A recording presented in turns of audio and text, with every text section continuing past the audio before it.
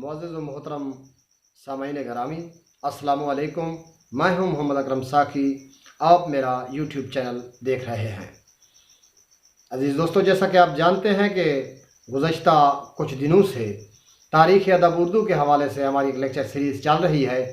आज उस lecture series का ये 5वां लेक्चर है, जो कि जिसका उन्वान है कि सिंध में उर्दू। चूँकि उर्दू ज़बान के से रिलेटेड बहुत से नज़रियात, बहुत से जो थ्योरीज़ हैं वो वक्तन फ़वक्तन आप लोगों के सामने पेश की जाती रही हैं, और मुख्तलिफ़ किताबों में ये एक ऐसी बहस छिड़ चुकी है कि जिसको जितना समेटा जाए वो उतनी ही फैलती चली जा रही है। तो अज़ीज़ दोस्तों, इस नज़रिए को पेश करने वाली जो शख्सियत हैं, मैं थोड़ा सा आज उनका एक तारुफ़ करवा दूं। आपका नाम मौलाना सैयद सुलेमान नदवी है, जो 22 नवंबर 1884 को बिहार मुतहदा हिंदुस्तान में पैदा हुए थे। वो मौलाना शिबली नोमानी रहमतुल्लाह अलैह के होनहार तालिब इल्म थे। उन्होंने मौलाना शिबली नोमानी की सीरत नबी की जो है वो 4 जिल्दें मौलाना शिबली नोमानी की वफ़ात के बाद उनकी वसीयत के मुताबिक तहरीर की थी। वो बुलंद पाया मुबल्लिग़, उर्दू अदब के नामवर सीरत निगार, आलिम, मुअर्रिख़, अदीब, मुहक्किक, मुफस्सिर थे। उन्होंने अपने शफ़ीक उस्ताद मौलाना शिबली नोमानी की वसीयत के मुताबिक दारुल मुसन्निफ़ीन आज़मगढ़ की बुनियाद भी रखी। वो महानामा मुआरिफ़ के नाम से उर्दू का एक मशहूर अखबार भी, महानामा रिसाला भी निकालते थे। अज़ीज़ दोस्तों, यहाँ मेरा मकसद उनके अदबी कारनामे गिनवाना नहीं, इसके लिए हमें एक और नशिस्त दरकार होगी। लेकिन आज हम उनके एक मशहूर ज़माना नज़रिया यानी कि सिंध में उर्दू जो है उसके मुताल्लिक़ आप लोगों से गुफ्तगू करेंगे। सिंध में उर्दू का नज़रिया जो है यह तारीख़ी, लिसानी और इमरानी असूलों पर मबनी नज़रिया है। ये कोई जज्बाती नौइयत का नज़रिया नहीं था, बल्कि सैयद सुलेमान नदवी की मुहक्किकाना राय और रिसर्च के नतीजे में यह नज़रिया सामने आया।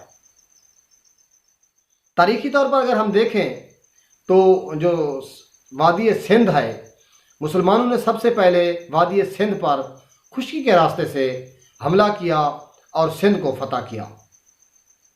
तो जब सिंध फ़तह हुआ तो उस मोहम्मद बिन कासिम की फ़ौजों में मुख्तलिफ़ इलाक़ों, मुख्तलिफ़ ख़ित्तों, मुख्तलिफ़ ज़बानों और तहज़ीबों के फ़ौजी शामिल थे। उनमें अरेबिक भी थे, उनमें फ़ारसी के ईरानी भी थे, और तुर्की अफवाज के या तुर्क सिपाही भी मौजूद थे। अज़ीज़ दोस्तों, इन 3 ज़बानों का अगर हम उर्दू का जायज़ा लें तो इन 3 ज़बानों के असरात उर्दू पर हावी नज़र आते हैं। और मज़ीद ये कि मकामी जो लैंग्वेज थी, जिसमें सिंधी थी, जो सराइकी थी, इन लैंग्वेज के ताल मेल से भी उर्दू ज़बान का ह्योला तैयार हुआ।